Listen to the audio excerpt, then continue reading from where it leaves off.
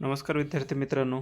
आज आपण MSG गुरु take या यूट्यूब चॅनलच्या माध्यमातून CTT पेपर 1 आणि 2साठी अत्यंत महत्त्वाचा जो विचारवंत आहे नॉम चॉम्स्की त्या संदर्भात माहिती ह्या ठिकाणी बघणार आहोत.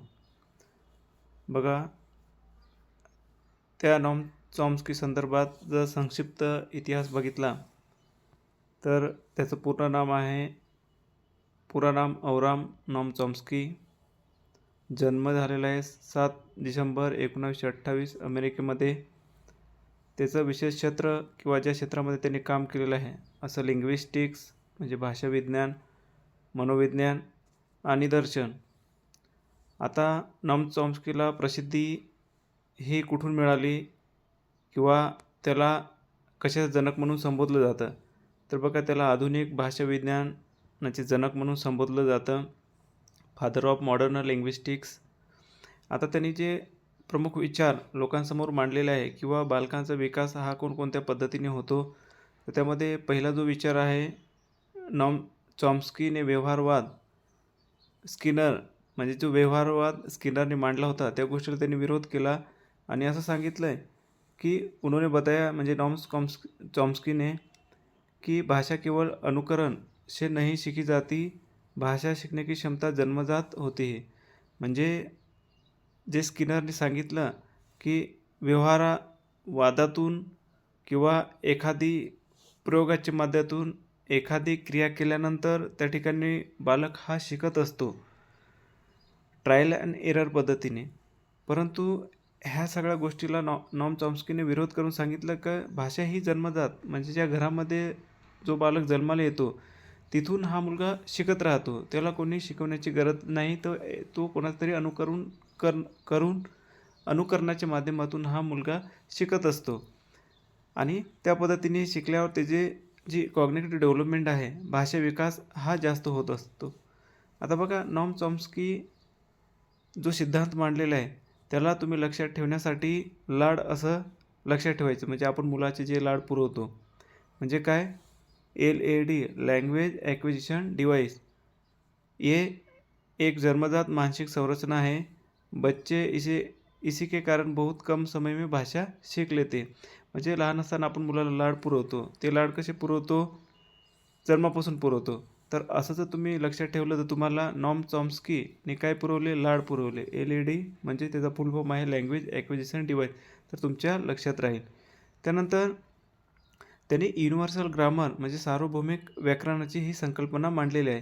त्यामध्ये सभी भाषाओं में कुछ सामान्य नियम होते, म्हणजे मराठी, हिंदी, इंग्रजी, उर्दू किंवा अन्य कोणतीही गुजराती भाषा घ्या, त्यामध्ये सामान्य नियम राहतात, त्यामध्ये फारसे हे बदल दिसून येत नाही. हे कोणी युनिव्हर्सल ग्रामरची संकल्पना मांडली, नॉम चॉम्स्कीने. त्याने असंही सांगितलं की बच्चा इन्हीं नियमों के आधार पर भाषा शिकता है. ज्या वातावरणामध्ये राहिला, ज्या राज्यामध्ये त्याचा विकास घडून आला त्या पद्धतीने तो भाषा शिकत असतो. त्यानंतर त्याचं जे प्रमुख पुस्तक होतं सिंटॅक्टिक स्ट्रक्चर्स 1957मध्ये त्यांनी जे पुस्तक लिहिलं होतं, जे प्रसिद्ध केलं, इसी पुस्तक से नॉम चॉम्स्की प्रसिद्ध हुए. म्हणजे तुम्हाला जर असं विचारलं नॉम चॉम्स्की यांचं पुस्तक कोणत्या वर्षी प्रकाशित झालं किंवा त्याचं नाव काय, तर तुम्हाला ते लक्षात असायला हवं. आता बघा, जे तुलना केली व्यवहारवाद ज्यांचा होता स्किनरचा आणि नॉम चॉम्स्की या दोघांमध्ये तुलनात्मक मुख्य घटक कोणते आहेत, तर चॉम्स्की म्हणतो भाषा जन्मजात ही असते, स्किनर म्हणतो भाषा शिकी जाती है. त्यानंतर नॉम चॉम्स्की असं म्हणतो की मानसिक प्रक्रिया पर बल ही भाषा देते, स्किनर म्हणतो बाह्य व्यवहार पर बल ही भाषा देते. चॉम्स्कीने लाड हे पुरवले, LAD लँग्वेज ॲक्विजिशन डिवाइस ही अवधारणा की. त्यानंतर स्किनरने अनुकरण आणि पुनर्बलनवर भर दिलेला दिसून येतो. बघा, त्यामध्ये काही MCQ आहेत.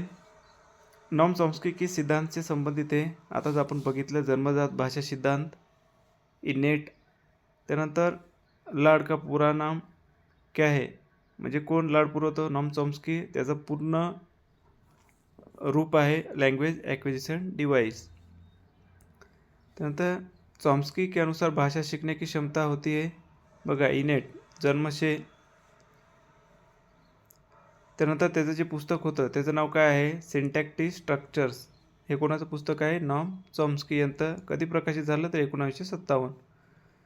आता युनिव्हर्सल ग्रामर, आता मी सांगितलं तुम्ही मराठी घ्या, गुजराती घ्या किंवा इतर राज्यातले घ्या, हे सर्व ठिकाणी ग्रामर जवळपास एकसारखंच असतं.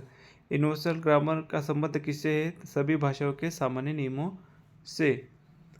त्यानंतर 6 नंबरचा प्रश्न आहे, चॉम्स्की ने किस मनोवैज्ञानिक सिद्धांत की आलोचना की, म्हणजे कोणाचे जो सिद्धांत व्यवहारावर मांडला होता त्याचा विरोध केला, तर B.F. स्किनर. त्यानंतर लाड, लैंग्वेज एक्विजिशन डिवाइस, जन्मजात मानसिक क्षमता, बच्चे की मस्तिष्क में पहले से मौजूद, आणि भाषा शिकने में मदद करती है. युनिव्हर्सल ग्रामरमध्ये असं सांगितलं आहे, सभी भाषाओं में पाए जाने वाले सामान्य नियम, आणि बच्चा इन्हें नियमों के आधार पर भाषा शिकता है. आता निष्कर्ष त्याचा बघितला, त्यामध्ये भाषा सीखना केवल अनुकरण या अभ्यास से नहीं बल्कि जन्मजात क्षमता प्लस सार्वभौमिक नियमों से होता है. म्हणजे भाषा हा मुलगा जन्मजात शिकतो आणि जे नियम ठरवून दिलेले आहे त्या पद्धतीने हा शिकत असतो. आता बघा ह्या ठिकाणी तुम्हाला एक लक्षात ठेवण्यासाठी हायलाईट केलेलं आहे, नॉम चॉम्स्की के अनुसार भाषा अर्जन म्हणजे जी भाषा व्याकरणाचे नियम न शिकता जी शिकतो, त्याची जी घरची भाषा असेल, जी स्थानिक भाषा असेल, भाषा अर्जन जन्मजात होता है, जो लाड युनिव्हर्सल ग्रामर पर आधारित है. लाड म्हणजे लँग्वेज ॲक्विजिशन डिवाइस आणि युनिव्हर्सल ग्रामरवर आधारित आहे. आता बघा त्यामध्ये काही प्रश्न दिलेले आहेत. बच्चों में भाषा अर्जन की जन्मजात क्षमता की बात किसने की, कोणी सांगितलेलं आहे, नॉम चॉम्स्की यांनी.